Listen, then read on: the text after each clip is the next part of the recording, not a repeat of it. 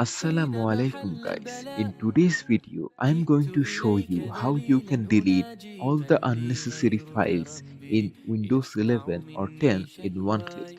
So all you need to do is just go to your start menu and go to Microsoft Store and search for Windows.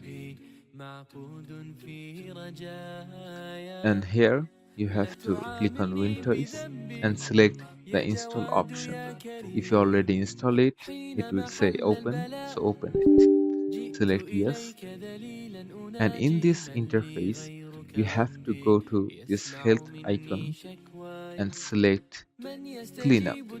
Here you have to select this dustbin icon and select all the things you need to clear, like browsers check, others.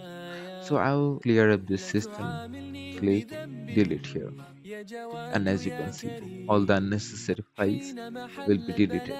Thanks for watching. Goodbye.